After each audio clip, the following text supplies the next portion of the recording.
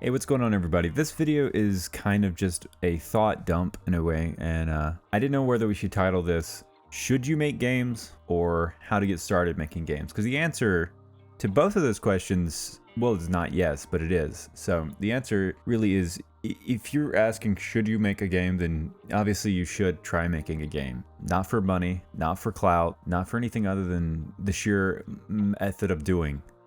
Because if you're not making something out of that, then no, you shouldn't make games. But most people who want to make games is because they love games and they love making things. And they have an idea, or a lot of times it's a feeling that they want to express to the world. And that is one of the reasons why game development is so frustrating in any art form.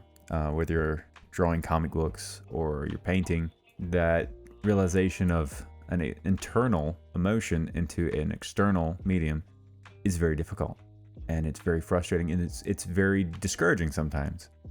And if you were to layer that with desiring to be quote unquote successful, which is everybody is going to feel that at some point when they're working on art, because you know you're seeing people blow up and you're seeing people do amazing work, and you know you'd be like, well, where's my super duper success? So that's going to be completely normal if you start, any art form, because you're going to see people who's been doing it longer and they're better than you, and you're going to see people who's been doing it less and they might be better than you.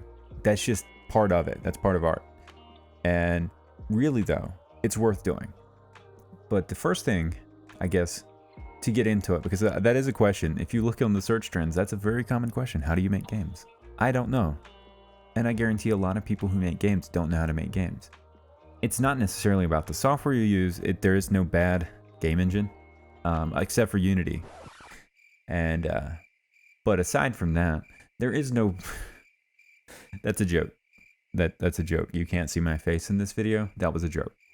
There is no bad game engine. There's no bad software. There's more annoying software, and there's less annoying software. But really, a lot of people, like, if you don't have a gaming computer, then don't download Unreal, and don't download Unity. Download Godot. If you haven't ever wrote a line of code, I recommend downloading Godot still. Godot is very nice. If you wrote a lot of code, download Godot. This video is entitled Godot for the Win. While it is not the most commercially viable engine at the moment, it has the potential to. Recently, I've been playing with Godot just to fiddle around and see what comes out of it. It is what making games felt like at the beginning. And that's kind of magical, because it's about seeing what you can make, what you can do. It's not about anything other than that. It's, I have an idea and I want to try things. And sometimes you don't even have an idea. You're just pressing buttons. And that's fun too. So I recommend downloading Godot if you've never done anything game development. And maybe you found yourself at a crossroads. You've been making games for a while. And, like, is it worth it to keep going? And it really depends on what you want out of it, because you're not guaranteed money. And there's a lot of negative people who tell you don't start because of that. But those people are kind of dumb, because the point is the expression. It's another art form. That's all it is. Even if you're making something goofy like Goat Simulator, that's an expression of your own wacky personality, or anything really. So my advice to you at the crossroads, because this is what I did, is download Godot. Godot seems to be extremely liberating for my brain. If you definitely feel like programming, it's kind of like Python, but it's really weird, and it really like recalibrates the way you think about game development. And it's very nice. Like, it's kind of got an older look, and I find that aesthetically pleasing. I was recently doing a retro shooter like experiment, and I put it in Godot, and I found it to be more what I was looking for visually, versus something like Unreal Engine 5, which is what I started with. But really, when you get into Unreal, I think you're kind of bombarded. Like, it's an industry standard for a reason, because it has every tool you could possibly need. But sometimes Jacob in his bedroom doesn't need every tool known to man at once. Like, sometimes it's nice to just have limits. And that's not to say Godot is limited. And I'm going to call it Godot for the rest of this video, because Godot does not sound good. Godot may seem limited at first, but the more I dig into it, the more it's not. It is not limited. So if you're looking to start, then definitely try Godot. If you're looking to not give up, try Godot. Now I would say Godot is still kind of an infant. It's not battle tested like Unity and Unreal. I don't know how well Unity has won the battle. Unreal seems to be pretty solid for a lot of games. You can start with that. I recommend just starting. Just download something. Download what your computer can run, not what has the prettiest trailer, because you're not gonna have, the budget to make those pretty trailers necessarily. And make your own thing, and with what you have. Limitations are fantastic for art. And what more limitation is there than a dude at a computer alone working on something?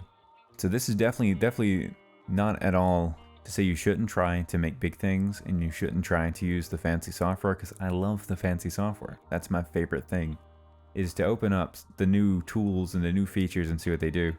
But sometimes it's cool to step back and try to make something that looks like a game from your childhood. Like a lot of people do PS1 style games. And I like those. I play those on my other channel, Jakezoid. And you should subscribe to Jakezoid, because it right now it has 9 subscribers, and you should subscribe and make it 10. Just start. That is this whole video could just be that right there. Just start, open something up and start clicking buttons. Add some physics to a cube, add a character that runs into the cube, and push the cube to a goal, and a pop-up happens that says, you win. You've made a game. Beyond that, there's, find a feature that you like in a game, or a feature that you're curious about, and figure out how to make that. Imitation is a great way to improve your art, because you can pick things up. And yeah, imitate, maybe you like Fortnite's graphics, but you like first-person games. Make a first-person shooter with some Fortnite arms. Like, don't make Fortnite. Don't try to make the battle royale, because I will find you and I will hide your keyboard. Follow some tutorials online, just play around. Depending on your learning style, everybody has a learning style, but mine is tutorials while I'm doing a physical job and let them play in my ears while I'm working. And then when I get done with that job, trying to implement, and maybe having the tutorial pulled up to maybe replicate what I was listening to while working. And I think that's a great way to learn things for me. Everybody's different, but I really think that is a way to go. This was just really a random rant and a ramble on about everything and nothing. I really think, though, if you are looking up the question how to make games, then you should just download something and start. And don't put too high of expectations, and don't put too low of expectations on yourself either. Just do, because the coolest stuff that I've made has come out of just doing, and some of the worst stuff I've made has come out of just extremely high expectations. So just try. Like, you might make the next Minecraft, or you might make, the next Bubble Pop Beach. Either way, you've made an amazing game, because you made something. Bubble Pop Beach, whew, that game made me so sick to make. I don't like BR. If you stayed around this long and you liked the video, hit like. If you want more rants and rambles, hit subscribe. If you like the sound of my voice, go to Jakezoid and subscribe to that, because that is my gaming channel. And I have fun with that, and you would have fun watching those videos. And if you don't, that's fine. You should still watch them and like them and show them to your friends, because I need it. See ya.